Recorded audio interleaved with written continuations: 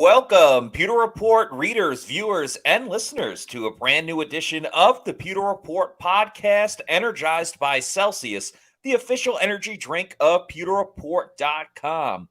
We are on the eve of training camp. Tampa Bay Buccaneers 2023 training camp and season is coming up. It's starting tomorrow. Very exciting. To be honest, I'm still buzzing a little bit from the Rondé Barber interview on the Pewter Report podcast the day before. So a lot of exciting things in Buccaneers land going on right now. We're going to talk about the biggest Bucs training camp battles that went on.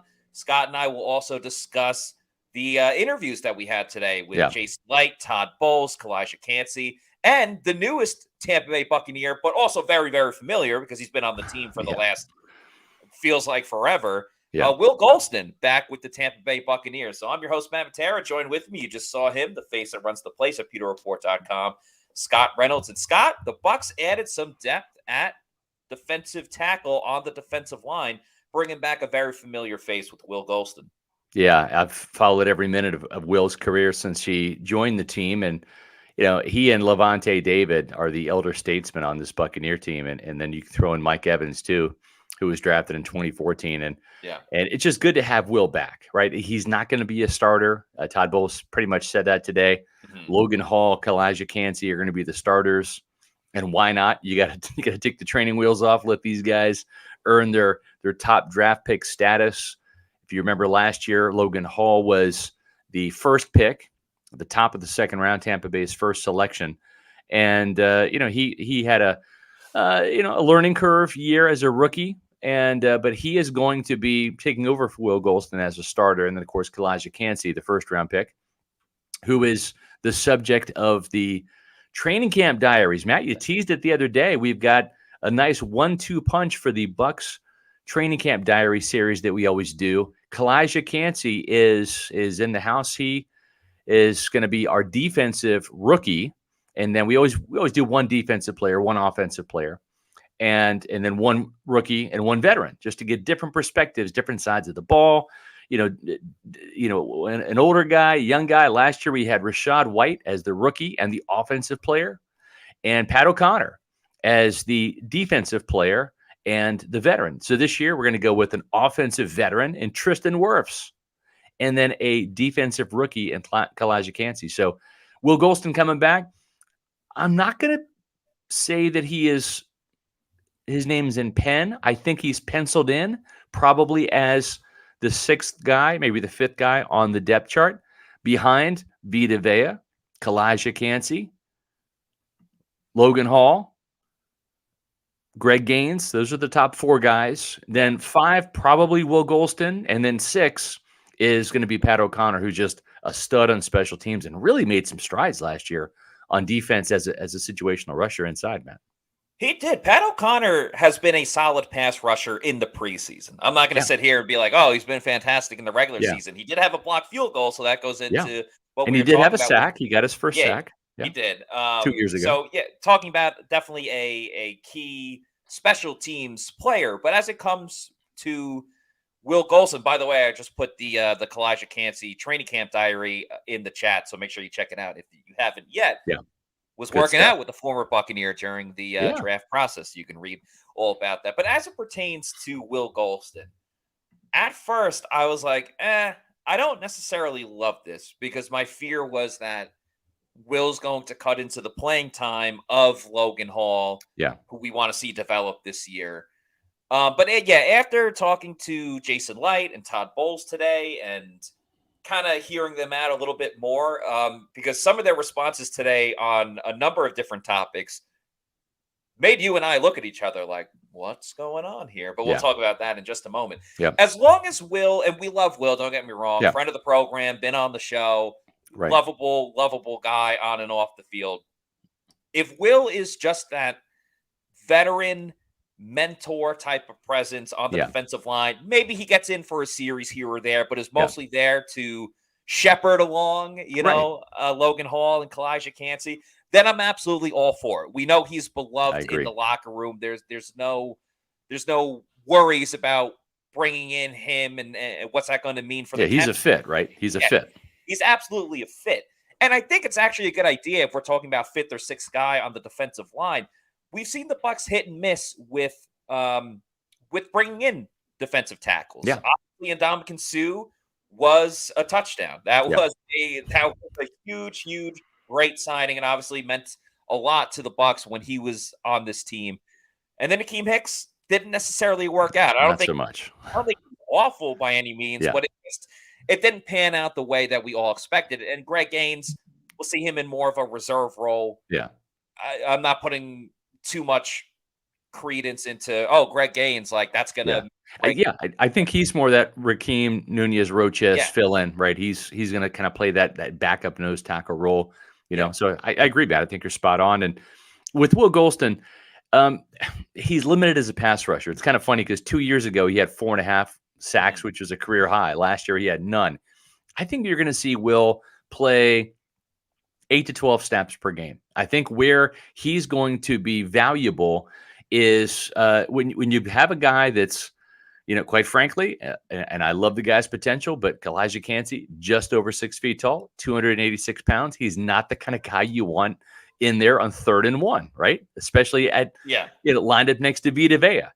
If you want to put him on the defensive line, put him as a defensive end and have him use that quickness to maybe, you know, attack the edge, but for stopping a quarterback sneak, a fullback dive, a halfback dive up the middle, he's the kind of guy that's going to get double teamed and driven out of the hole. But a guy like Will Gholston, 6'6", 315 pounds, he's a bigger, beefier guy. And I think so that's going to be his role. Short yardage, goal line situations, 3rd and short. I think that's where he brings some value in spelling a guy like Calijah Kancey or even Logan Hall. And at the same time, too, he knows this defense. He's played in it since Todd Bowles arrived in 2019. And so if there is an injury to Calijah Kancey, to Logan Hall, he can step in as a spot starter and get you through a game or two, and you're not going to lose much. Yeah, in that sense of it, absolutely. I love the idea of Will Gholston being a replacement player if someone's injured for a couple of games or something like that. I have no doubts that he can get that job done and really string it together until whoever, knock on wood, hopefully no one gets injured, but whoever returns. I think that's excellent analysis right there. Put it this way. If it's 3rd and 3 or less, I want Will Gholston in the game. If it's 3rd and 4 or longer, I'm willing to roll the dice with Calijah Kancey without question. We actually spoke to Will Gholston today. Yeah. He was the 3rd person we spoke to, but the 1st player after Todd Bowles and Jason Licht. And this is a little bit of a different offseason for Will. He always wanted to stay with the Bucs, but he went the Brett Favre route. He didn't have to do OTAs. He didn't have to do minicamp. He's just ready to go for a training camp. So this is a little bit of a different off season for Will, and he spoke about it when we talked to him earlier today. Be a Buccaneer this year?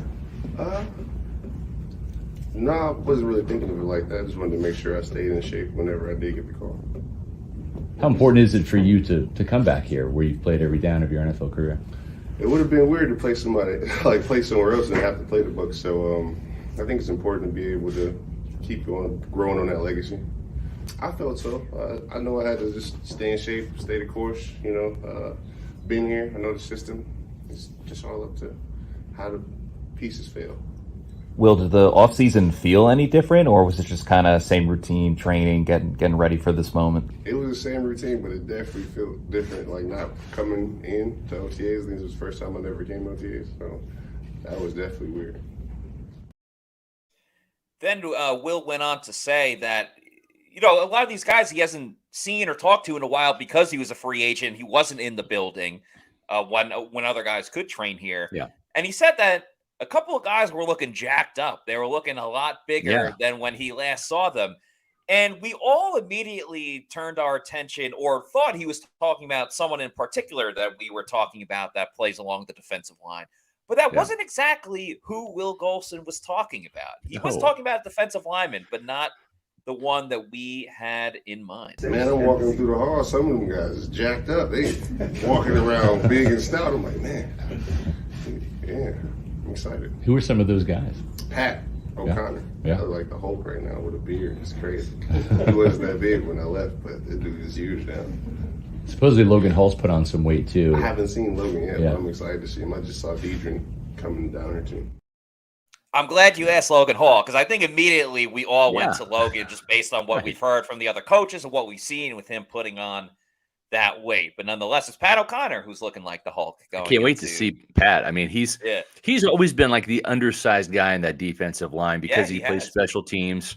You know, he's tall, right? He's 6'5", 6'4", but he's always been around 275, 280, right? He's kind of been that guy. And I'm curious to see, you know, where he is. Is he 285, 290? Is he close to 300 pounds? We know Logan Hall is inching up close to 300 pounds. It'd be interesting to see him as well. But yeah, that was definitely a surprise call there from Will Gholston. We didn't expect him to say it was Pat O'Connor, but the Incredible Hulk with the beard. That's kind of a cool look for Pat. So we'll check him out tomorrow, and we'll let you know. We'll get some pictures. Cliff Welch, our Pewter Report photographer, he's been doing this longer than I have. This is my 28th year. I think this is like year 32, 33 for Cliff. He's gone back to the Buccaneer magazine days. So we'll make sure that we have some pics on tomorrow's podcast. Remember, all of our podcasts now are at 4:00. The off season's over. We're into season mode here. And so tomorrow's show is going to be the kickoff of training camp. That's right. Jamel Dean's ready. Don't make a scene. Just Jamel Dean.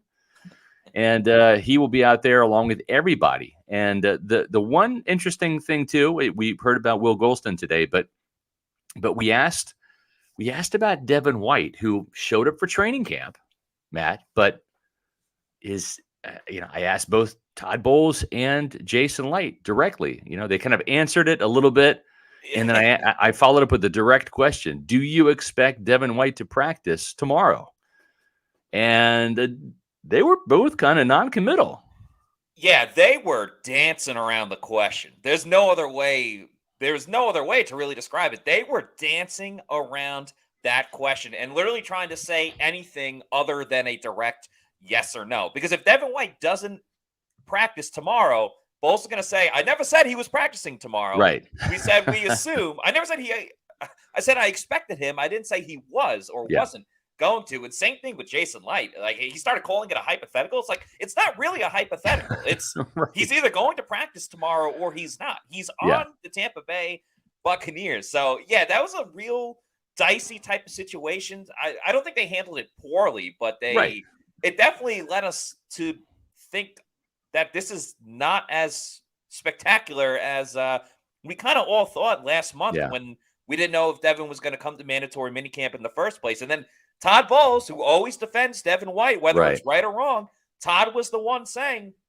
he's going to be ready by training camp. We don't want he'll be in shape. He'll be fine, good to go. And then the tune was a little bit different, talking to both Todd Bowles and Jason Licht today. We have the video, so let's just play it so the Pewter people, you can decide for yourself. Have you had any discussions with him about contract situation as you kind of put that to bed for a while as you focused on playing this year? Well, I haven't seen everybody. We haven't met yet, but I know everyone's here, and Devin's here as well. Everybody's under contract. We don't worry about next year. We worry about this year. I know he'll be ready to play, and I know he's here, and we'll see when we come out tomorrow. But you're not sure if he's going to practice tomorrow with you guys? I haven't talked to him. I can't sit here and say I talked to Devin and he said. I can't speak for anybody. Okay. There would be no reason to hold him out, though. No. It hasn't changed since last time we talked about it. There's nothing but love for Devin, and I know he showed up. I know he's here. I know he's excited about showing us and showing the NFL world what kind of player he is capable of being. So we'll just have to see how it plays out. But I'm glad that he's here, and I know his teammates are, and there's nothing but love for Devin. Do you expect him to practice tomorrow? It's a hypothetical. I'm assuming that he will. I'm assuming that he's going to put himself in the best position to be ready for the season. I'll put it that way. It's not a hypothetical. Right. He either is or he isn't. Is your starting inside linebacker going to practice tomorrow, right?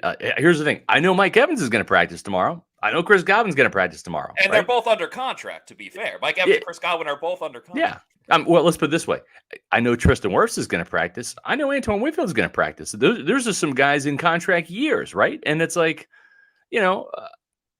it's a simple question, and I love the fact that both of those guys they don't like being put on the spot with tough questions, right? And it's like, I'm not trying to instigate anything. I got a lot of respect for both Todd Bowles and Jason Licht, but it's my job to ask hard pressing questions sometimes. And that wasn't a hard question. It was just like I had to press him like, all right, he's here. Great. He was here during mandatory minicamp. And it feels like Bowles was covering for Devin last time by saying, well, we held him out because, he wasn't here, during the OTAs, and he didn't do any of the voluntary work. So we want to make sure he's in shape. Okay. Well, he passed your physical. He passed the training camp physical like everybody did on your team. Sean Tucker passed it. Shaq Barrett passed it. Ryan Jensen passed it. Devin White passed the physical, and he had no offseason injuries that we knew of. So just as Greg Allman followed up, would there be any reason for him not to practice? And he said no. So we'll see. But the Devin drama kind of continues a little bit for one more day until we see him out there actually practicing. Otherwise, he's a hold in, Matt. Yeah, I kind of get the feeling right now that Devin White's not going to practice tomorrow. I just have that feel. Like, how could you say that you haven't spoken to Devin White but you know that he is reporting? Like, really? Yeah. I find that very hard to believe, especially because Todd Bowles had said previously, during OTAs and minicamp, that he was talking with Larry Foote, and Larry Foote had a direct line to Devin White. You don't think Todd Bowles and Larry Foote have been having a conversation, even if Todd isn't directly speaking to Devin at the moment? Yeah. How do you know? Like if you're starting linebacker who has had contract issues and did not show up at all, except when he had to be there to avoid getting fined at the mandatory minicamp, how do you know or not know? Yeah. If he's going to practice tomorrow, but it's like maybe it takes a little bit more convincing, or maybe but you don't want to say it in a press conference, and like you'll deal with it the next day. It just seems like the Bucs have been putting this off. Exactly. They're just like they're pushing the deadline more and more. And what concerns me, like obviously for the Bucs, I would like Devin White to be out there. I know there's these contract disputes, but he's still one of the better inside linebackers. Lonnie Barber was singing his praises yesterday, Matt. Exactly. And what really concerns me is if Devin wants to hold in or sit out, whatever you want to call it, for a little bit, I could see Devin like halfway through training camp, maybe after the first preseason, go, all right, now I'm ready to practice. Like I've got enough time. Proved I've myself, made my point. Yeah. But, and I understand, like, he knows the defense, everything like that. But I could see him, and I'm sure he's training off the field and stuff like that. Yeah. But then you finally start practicing. What if he pulls something like in the first week because he's just overdoing it too much because everybody is in football shape and they've been practicing for half a month already, and Devin's just getting into it, and then he pulls a hamstring or, God forbid, something else worse because he is was easing into it and trying to go too fast now that he's trying to catch up. That's what concerns me with Devin White. Yeah, I have no beef against Devin White. I'm rooting for the guy to be the best he can be. I think when he is on, the Bucs are a great defense. When he's playing really good football, this Bucs defense is great. It's a great defense. We saw what he's capable of doing. That 2020 postseason, Matt, from when he missed the Washington game, right, with COVID, then he comes in, made huge plays against the Saints, the Packers, had the end zone interception to keep the Chiefs out of the end zone in the Super Bowl. Yeah, right. So Super Bowl boxes. Yeah, Super Bowl boxes. No one scored. No one scored in the fourth quarter. So I won for the third quarter, and no one scored in the fourth. So the numbers stayed the same. Oh, sorry, wrong way. You got to listen to Matt Matera when it comes to this. Matt, you're going to make me a lot of money because I don't listen to you enough, but I'm going to listen to you. I'm going to lock into you this fall, and you're going to make me some money. So, but back to Devin. He is. I hope that he shows up tomorrow and practices and puts all this behind him and has a great season for the sake of the Tampa Bay Buccaneers that have 5 years invested in him now. But here's the thing: if he doesn't show up tomorrow, if he does what you maybe suggest, which is I'm going to prove my point a little bit longer and then I'll dip into camp, when I feel like it, maybe after the first preseason game or whatever. I honestly, by that time, I hope he does not have a C on his chest because I don't think he'll have earned it. I hope that the team will elect other team captains. It's one thing to be a starter and a contributor for this team. It's another thing to be a leader. And if you're going to not show up to training camp, and it's your prerogative, it's your business. You handle your business however you see fit. But you've requested to be traded. You want out of Tampa Bay. You want your payday now. You're not going to practice. that's not the sign of a good teammate. And this, I don't have a vote in this. This is all the players. But if I'm a player, I'm looking at that and I'm looking around the room and I'm saying, Vita Vea, team captain. Levante David, obviously team captain. Antoine Winfield, your turn. You're a team captain. Or you know what? Carlton Davis. Yeah, exactly. Carlton Davis, you're a team captain. Or Jamel Dean, you stepped up. You're a team captain. A lot of other guys to choose from other than Devin. Yeah. So I'm just saying he's putting his captainship at risk if he does not show up and practice on the first day of training camp.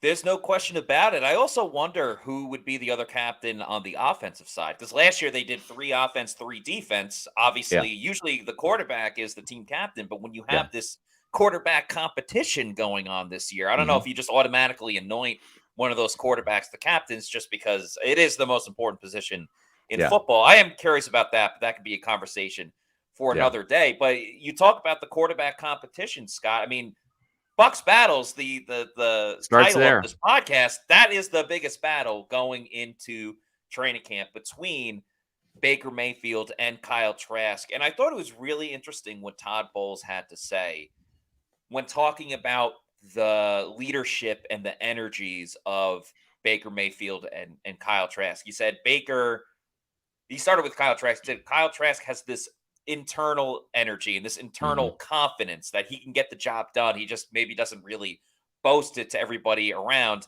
And Baker is very much the guy that has the chip on his shoulder and he's going to get in your face and obviously try to like rile everybody up in a positive way and get the group going. So I thought that was really interesting and fun insight from Todd Bowles. And then Coach Bowles also spoke about coming up with a timeline for when he will announce a starter. Yeah. And he didn't give too much away. He said he has one in his head, but he wouldn't reveal when it is. But I am curious because we've had this I think I know when conversation it is. before. When do you think it is? I think it's after the second preseason game. I think Okay. he wants to see, and I've not had conversations with Todd Bowles, but I'm starting to, after several years of covering this guy, you just kind of pick up on things. And I'm telling you right now, I think a couple of things about Todd Bowles. Don't know this to be fact, but I bet you anything he keeps the defensive play calling duties this year. I'm going to go on record. I'm saying I don't think he's going to turn that over to Larry Foote or Casey Rogers. We'll have to see. Todd will make that call, but I think that's the case. I also think Todd Bowles is going to end up saying we're going to pick a quarterback after the Jets game, unless there's some kind of calamity. Either both of those guys are playing out of their mind. Yeah. In the third game, we'll decide it, or both of those guys are absolutely crapping the bed, and then they need that third game to see who doesn't mess up more, and that would be the worst case scenario. But Matt, what are your thoughts? I think that's what Bowles is thinking is we need to chart the course with the third preseason game and the rest of training camp with our guy. Yeah, because you have to balance the line of you obviously need to watch both guys and see who succeeds more and who excels in certain situations. But I also don't think you want to go into like Labor Day weekend and you haven't named a quarterback yet, or you're just naming a quarterback, because there is that importance of having Baker or Kyle Trask, whoever wins it, having that guy getting all the number one reps just in practice alone, not even the preseason games. I think after the second game or even right before it, I think would be most advantageous to make that decision because you can't prolong it too much. Everyone's going to ask every single time, and Todd will say, I'll let you know when we have a decision. But I'm sure the players want to know too. You know? And Matt, you and Adam Slavon from Pewter Report, you're going to be up there in New Jersey for those Bucs Jets practices and for the Bucs Jets game, covering it for Pewter Report. I just got the feeling that when they see how Baker and Trask perform against another team in camp for a couple of days, and then that second preseason game, I think that's going to decide it. I agree. I think that's going to be most important. I mean, the Jets have one of the best defenses in the league, and they brought back almost everyone, so you're still going to have a lot of talent that you're going up against. This is huge for Dave Canales as well. But that's obviously the number one storyline that everyone affiliated with the Bucs has been talking about. Obviously, Coach Bowles spoke about it. So did Jason Licht a little bit. So this is what they had to say about the biggest topic in Tampa Bay. Well, it doesn't. That we're practicing full board now. Obviously, you take notes and you look at things in the spring and see how they learn, see how they handle the team, see how they throw, see how they encourage others, and see who's the best fit for the offense. And you evaluate it as the time goes. And I have a timeline in my head, and I'll make a decision at that point in time. As far as energy, Kyle has this inner confidence, and Baker has this more wear it on your sleeve confidence type of thing, and both get done effectively. And I think that's how they can run the huddle each on their own. But it's more about the execution and controlling the offense than it is their inner or outer confidence. Is that preseason? How long down the road are we talking in terms of? Like I said, I got a timetable in my head. Obviously, it'll be preseason. I'm not going to make it a regular season. So I have a timeline in my head. I have my notes down. We've talked as an offensive staff and as a coaching staff, and we understand where we're going.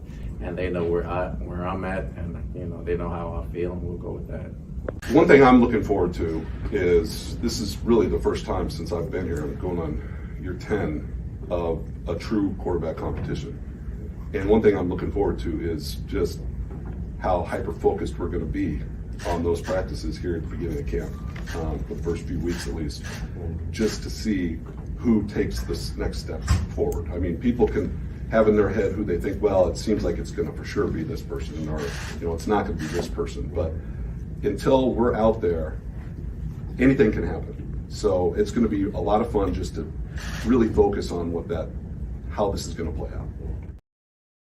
You heard Todd Bowles talk about energies when it comes to both quarterbacks. When I want some energy, of course, I'm having a Celsius energy drink, the official energy drink of the Pewter Report podcast. We all bleed the same.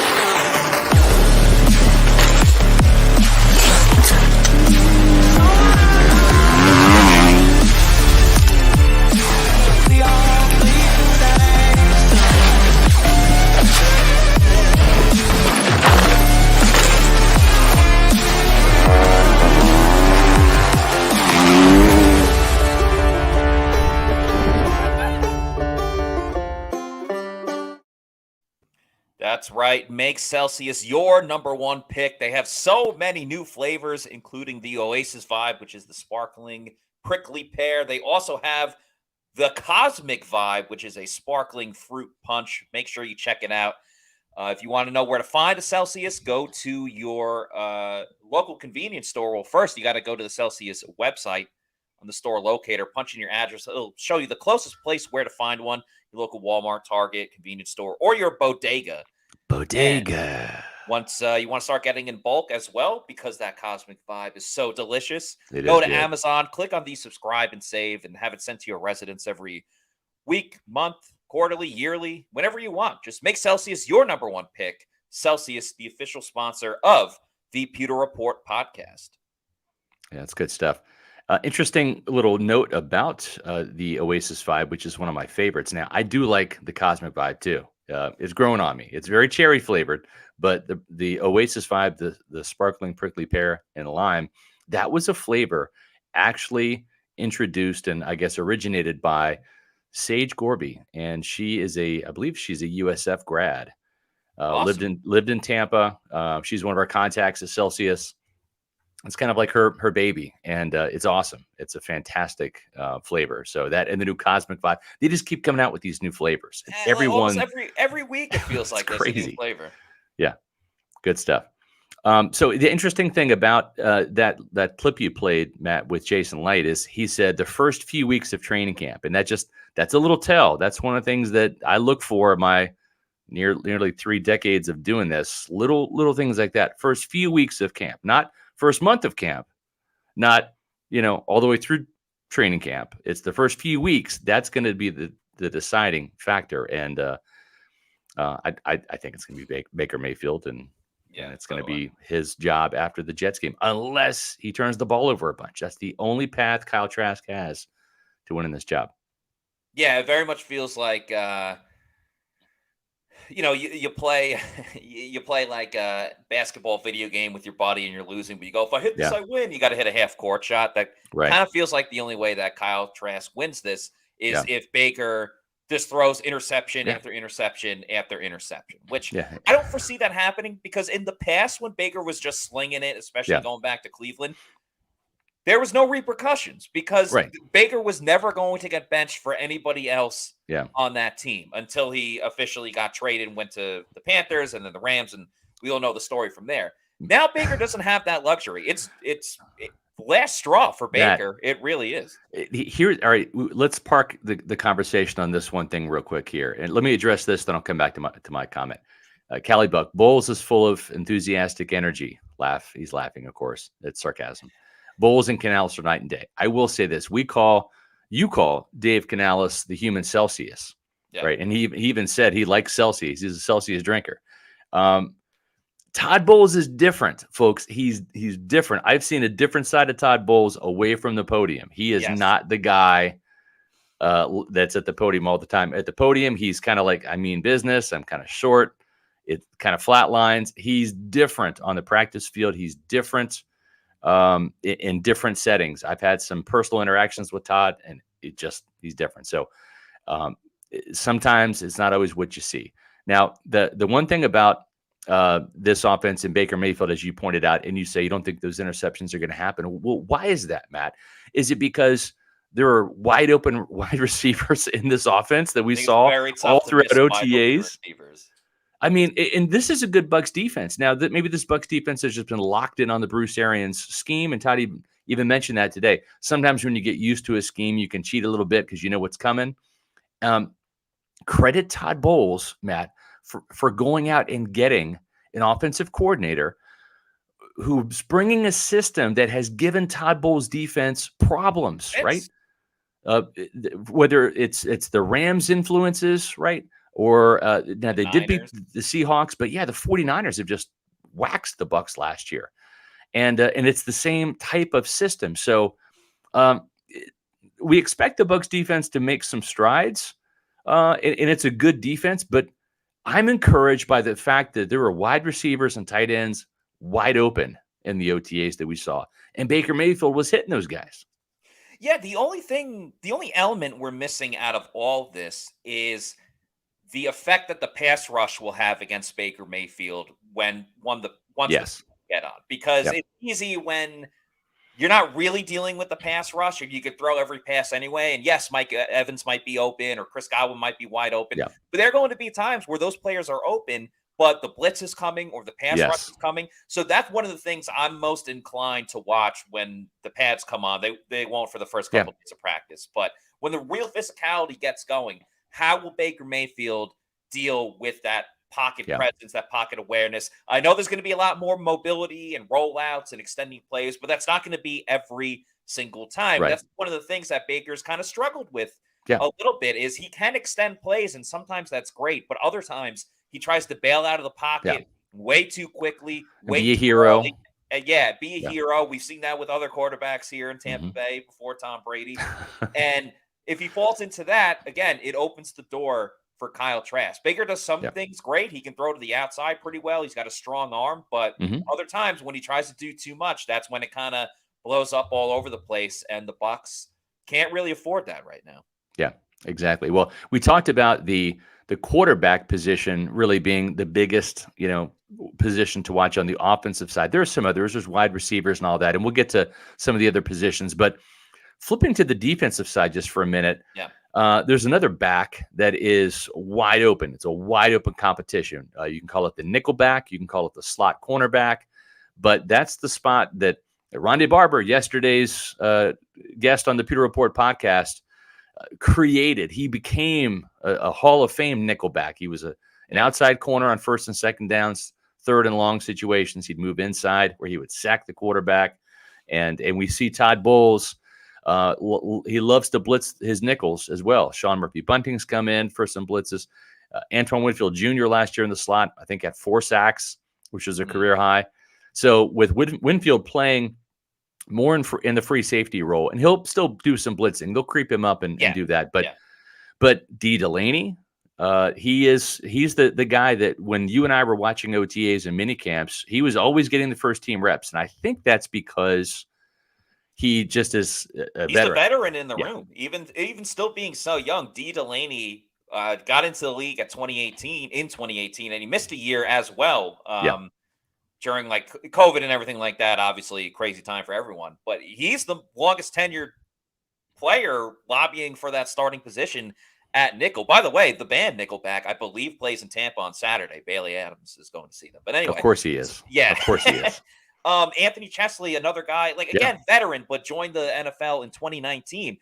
After that, Zion McCollum is like the next closest guy in terms of NFL experience, and he's only going into his second year. So Todd Bowles did mention Zion. Jason Licht has mentioned him previously about being a candidate for the nickel spot. Obviously, Josh Hayes from Kansas State in the running as well. Christian Izien, the safety from Rutgers.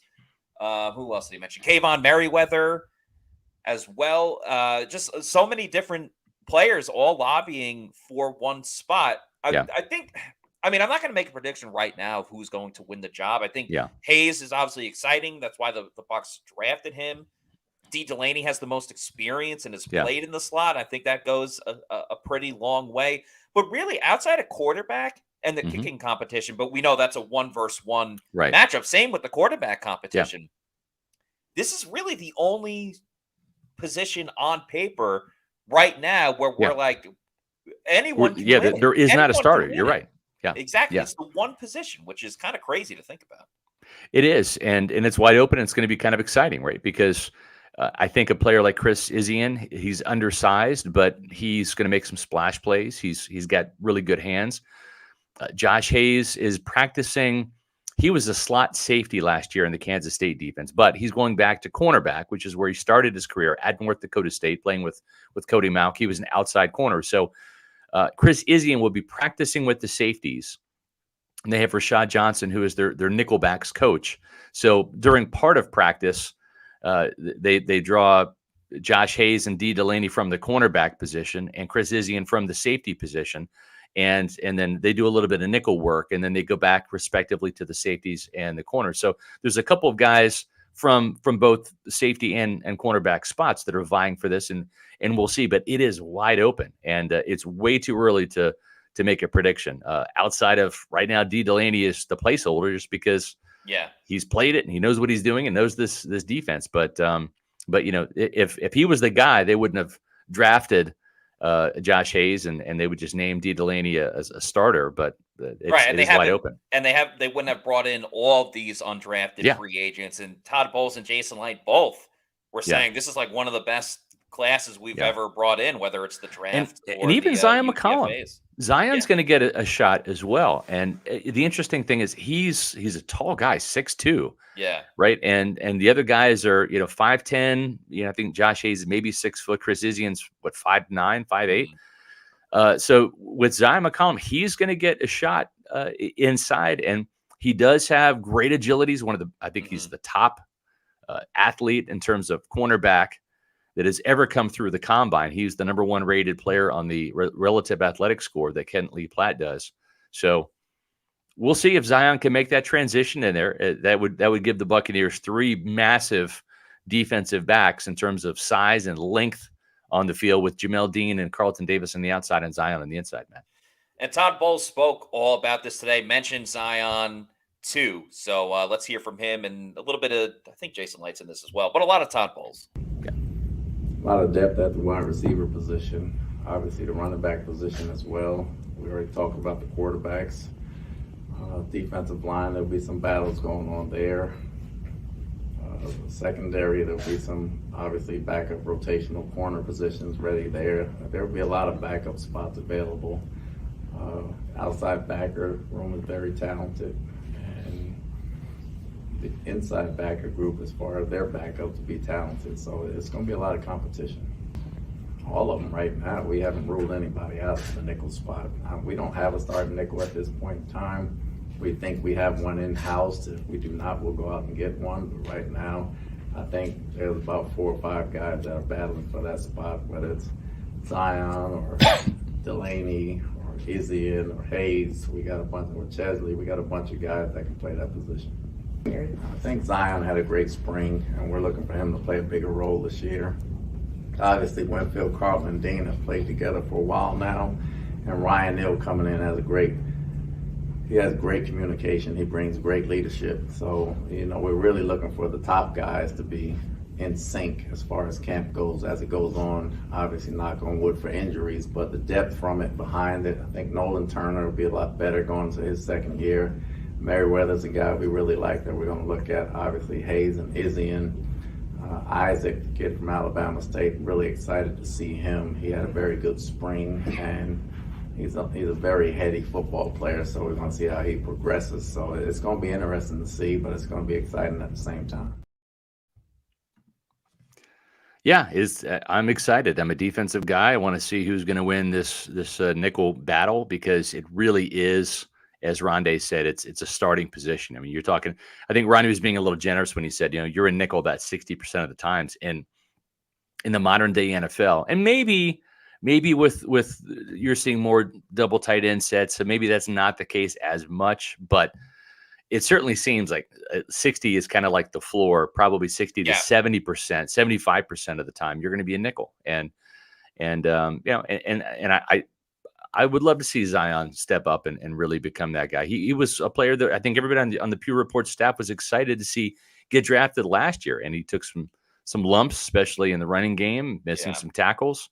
But this is a guy that had 15 interceptions at Sam Houston, and he had some really good film. It's a big jump from Sam Houston to the NFL, but he has the athleticism and the ball skills to eventually do it. He just got to flip the switch and make it happen. Yeah, he has the tools to do it. What does concern me a little bit is that he was playing outside, and some of that was because of injury and everything, of course. But now to move him back inside after he's going into year 2, healthy, kind of figuring everything out, and now he's got to kind of learn a different angle of this offense playing in the slot. That kind of worries me a little bit with Zion, but you're also a professional and should probably figure it out nonetheless. Yeah. But hey, if you want to play, man, and coach is saying this spot's open, then guess what? I'm calling Rondé Barber and I'm picking his brain and saying, you're the best to ever do it. Give me some pointers and throw my hat into the ring there. Folks, I'm going to tell you about one of our new sponsors. And this is really exciting because Eric Gross from the Eric Gross Group Realty team, he's a fantastic Bucs fan. He watches the Pewter Report podcast. And he's a Tampa native, and the Eric Gross Group with eXp Realty, they're the official realtor of Pewter Report. It takes a full team effort to win a football game. It takes a full team effort to win in real estate. The Eric Gross Group has done hundreds of transactions in this crazy real estate market. They got the experience in all type of situations. As I mentioned, Eric is an avid Pewter Report reader and a Tampa native whose father was stationed at the MacDill Air Force Base while he was growing up. Eric and his team have the market knowledge, the top-notch communication, and commitment to excellence. And that type of service is what sets them apart. With their strong team of vendors and a network of over 85,000 agents, the Eric Gross Group will turn your dream of buying or selling a home into a reality. Their clients are not just transactions. They are lifelong friendships. Don't let the stress of buying or selling a home keep you out of the game. Let the Eric Gross Group take the pressure off. Find them on Facebook and Instagram at Eric Gross Group. Check out their website, housesinfla.com, or give them a call at 513-907-4271. That's housesinfla.com. No matter where you are on your home ownership journey, you'll feel welcome with the Eric Gross Group, the official realtor of Pewter Report. Again, housesinfla.com. Check out the website. Check out their inventory online. Scott, we're obviously talking about training camp battles and positional battles. There's a couple of players that were going through their own personal battles in different ways that have now been cleared to practice for the Bucs for training camp starting tomorrow. One of them is outside linebacker Shaq Barrett, coming back from the Achilles injury, and of course a lot of personal turmoil as well with his family this offseason. The other was Sean Tucker, who we've yet to see physically play in a Buccaneers practice jersey and helmet, but he is cleared and good to go for training camp. And very exciting on both fronts. It's been a while since we saw Shaq Barrett playing in a practice type of setting. He last played earlier in the season on the Thursday night game against the Baltimore Ravens. And Sean Tucker, people are saying it's one of the best undrafted free agent signings that any team could have made in the NFL. I mean, there's a lot of excitement around him, what he can do in this Bucs offense, and most notably how far he can move up the depth chart once he finally gets playing. So those were two exciting pieces of news that we heard about, yesterday and last night. Yeah. And the coaches and GMs confirmed it today. So something else to watch at training camp tomorrow. For sure. And Sean Tucker, I think, is one of the reasons why this team did not go out and get tempted by signing another running back. They brought Chase Edmonds in. They feel pretty good about his ability to fit into this Dave Canales mid-zone and wide zone run scheme, which is, horizontal based, and you get the defense flowing one way, and then you use that vision and cutback ability to hit the hole and take it against the grain. And that's something Sean Tucker can really do too. So Rachaad White is going to get the first crack at being the starter. The team's very excited about him. We had Dave Canales on the podcast earlier this summer. He was thrilled about the skill set of the 3-down running back, not third down, but 3-down, first, second, and third down ability of Rachaad White. Then you've got Keyshawn Vaughn, who a lot of people, myself included, I don't want to say have written off, but kind of an afterthought. Canales is very high on Keyshawn Vaughn and says he's the number 2 running back heading into camp. And Matt, we got to call it like we see it. We've seen a different version of Keyshawn Vaughn. He has made some big runs in the offseason. And granted, there's no pads on. Of course, there's no tackling, but he is in a contract year. He looks like he is highly motivated. He looks like he's a great fit for this scheme. So this is a former 3rd-round pick that the Bucs are hoping can live up to that potential. He's been buried on the depth chart, right behind Ronald Jones and Leonard Fournette, and then Giovanni Bernard and Fournette and Rachaad White. So he's going to get his shot now. But this Sean Tucker kid, some sources inside the building tell me that if he's as good as advertised, he could rock it up and really put a move on for that number 2 running back job and really challenge Keyshawn Vaughn for that to get carries behind Rachaad White. Yeah, I think we're still learning a little bit with Canales, like how much of is it truth and how much is it just he's such a positive guy that he will find the good in anyone. Rachaad White, it's been tough for him Keyshawn Vaughn, it's been tough for him to crack a higher spot on the depth chart because of guys like Rachaad White. And it's nice he's doing some things in OTAs, but I don't know how much that's really going to affect him having a big impact in this offense. Obviously, a lot of this kind of rides on what Sean Tucker can do. And I don't think they're calling him Baby Nick Chubb for fun. There's got to be something tangible that they could point to and allude to that this guy means business. I mean, even Jason Licht today was like, whoa, Sean Tucker, he's been ready to go. I don't even know how to explain it, but I would love to play poker with Jason Licht. I would make so much money. That guy's got no poker face. When he's excited, he gets so excited. And then when he's when he has a question he doesn't want to really answer, kind of ho-hum about it and huff and puff a little bit. So I appreciate him thinking through response instead of just immediately blabbing something out. I think that's probably the smarter way. He always looks down and kind of does the head bob a little bit, when he's doing that. He's great to cover.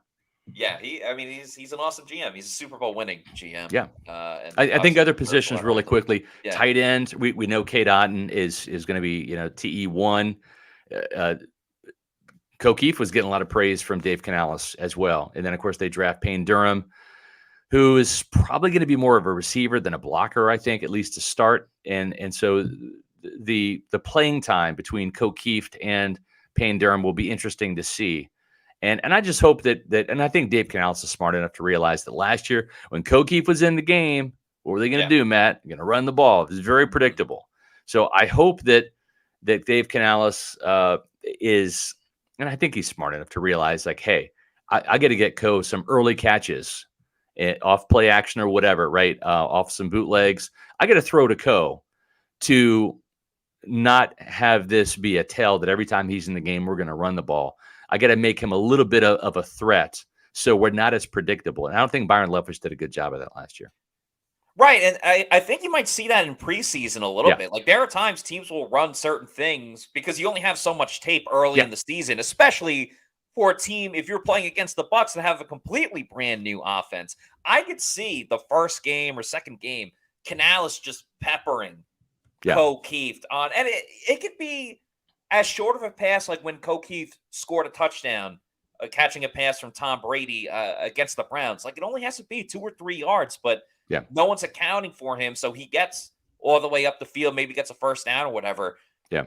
It goes to everything that this offense is all about, which is the yards after the catch, open in space. You could have guys running all over the field, and there's little old Keith 2 yards above the line of scrimmage, but there's a whole field, a farmland, which I know he'll appreciate, in front of him to go, reach that first down marker and further on. So, it was almost like different things worked on early. I agree. It was almost like when Anthony Auclair was on the Bucs. He was just a blocker, right? Like, I used to put so much money down on bets when it came to, is he going to score a touchdown? Is Double A going to score? And the great thing is about our partners over at Underdog Fantasy, Matt, is they've got these pick'ems you can do. They got the Best Ball Mania #4, which is coming out, which I'm going to have you talk about here. They have $15 million in total prizes, $3 million to the first place winner. Use that promo code Pewter over at Underdog Fantasy, PEWTER. It's the biggest fantasy football contest ever. You just set it and forget it. You get that bonus with the promo code Pewter, $3 million to the first place winner. Don't need to worry about trades, waivers, anything like that. It's a $25 entry, but you get some of that with the bonus when you sign up at Underdog Fantasy with that promo code Pewter. I'll be playing in it. Scott will be playing in it. All Pewter Report will as well. They have so many different games to get into. The $10 million playoff pool as well. You can win double, triple your money. So many different games, the head-to-heads like you were just talking about. Yeah. They have different tournaments too, so not even just the Best Ball Mania, but different in-season tournaments, all various sports as well. Obviously, baseball's going on right now. You could do it for basketball and hockey when that comes back. And, of course, we all love football, and that's one of the funnest times to do it. So, sign up with Underdog Fantasy using that promo code Pewter, PEWTER. Start playing, start winning. Yeah.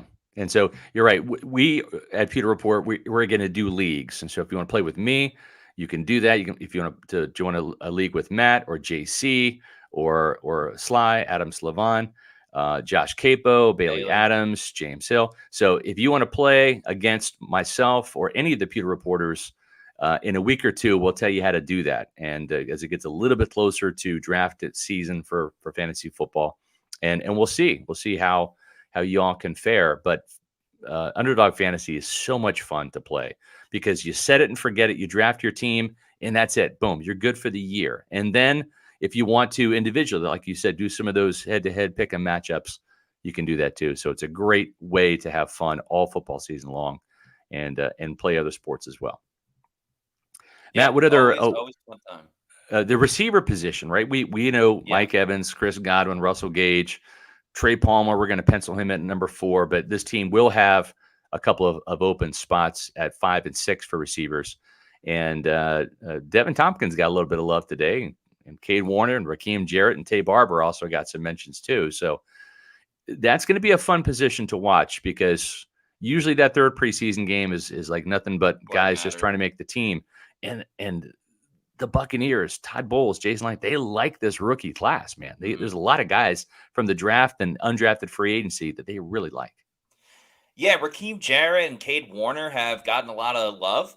I'm really liking Tay Barber. I like what I've seen from Barber during OTAs and minicamp, and there's a long way to go. But he might be my dark horse to make this team. He's not getting as much publicity as some of the other guys, but it really is just kind of a free-for-all. And Tompkins, again, like the footwork, Brad Isaac spoke a lot about how Tompkins kind of struggled a little bit at first, just getting down that proper footwork. But I think he's mastered it by now and went slowly but surely with it. I don't think we saw really anything close to the potential that Tompkins can have, especially in this style of offense that is way more suited for what he can do. And with Russell Gage still on the shelf for a little bit more, Todd Bowles mentioned today that Russell's going to need a little bit more time. we still have over a month to go, but the more and more that Russell's on the sideline, that's just going to be an open look for everybody else fighting to make this team. I'd be a little bit worried if I'm Russell Gage. Not that he's going to lose his third wide receiver spot anytime soon, but man, he's got to get on the field. It wasn't great last season. It's not off to a good start this year. That's right. And there's a lot of talented players for only so many little spots that could be looking at a future battle, not just this season, but you can't help the club in the tub. And the greatest form of greatest ability is availability, right? You got to help your team on the field, not on the sidelines. So we'll see if Russell Gage can finally live up to that contract and stay on the field and stay healthy and be productive. I think in this offense, using his quickness, Dave Canales is excited about it, but Russell Gage has got to get healthy for sure. So, folks, we're off to a fantastic start to the week. We had Rondé Barber on yesterday. That's a fantastic podcast. We went a little bit long. We try to keep them under an hour for you guys, but man, with Rondé, half the show, here's the thing, half the show was spent on the current Buccaneers. Why? Because Rondé Barber works for WFLA in the Buccaneers. He does the preseason broadcasts along with Chris Myers for News Channel 8. So he has got an eye on the current Buccaneer team. Then the other half of the show, the first half, really was his Hall of Fame credentials, what it was like, some of the great stories from the glory days of the Buccaneers back when he won the Super Bowl in 2002 with that signature play, the 92-yard pick six that shut down the Vet. So make sure that you watch that Rondé Barber podcast last week. So yesterday. That was great. This week, Matt, we're going 5 days with pods, man. 5. We are, going pretty much every single training camp practice this week. So we started yesterday with Rondé. This is the preview for training camp. And then Wednesday, Thursday, and Friday, all at 4 p.m., starting with tomorrow. Bucs kick off training camp. We'll see who practices. Wink, wink, Devin White. Who isn't, who performed well on the first day. And we're just going to give our analysis each and every single day after practice. We'll obviously talk to players as well. I know we're supposed to speak to Chris Godwin tomorrow, if I'm not mistaken, maybe a couple of the quarterbacks. So we'll have some player interviews and clips from the press conferences. I'd love to speak to Devin White. I think we all would. Whether we will kind of remains to be seen. Right. But nonetheless, we will be covering training camp left and right every single day. I can't wait for the fans to get out there too, so we can say what up to some of the Pewter people as well. In the meantime, please follow us on our social media on Twitter, also known as X, Facebook, Instagram, and Threads at Pewter Report. And our YouTube channel is Pewter Report TV, where we have the podcast 4 or sometimes 5 times a week. So many different clips, interviews, press conferences, ton of just different content that we're always putting out on our YouTube channel. For our 11,000 Pewter people. 11,000. Thank you, Pewter people. That was really awesome to see. And we're going to keep the content moving, churning out every single day. So very excited about that. Very excited about training camp coming up tomorrow. So until then, for Scott Reynolds, I'm Matt Matera saying thanks everybody for watching. We will see you tomorrow at 4 p.m. for another edition of the Pewter Report podcast. Out. Training camp. Training camp. Now. It's arriving.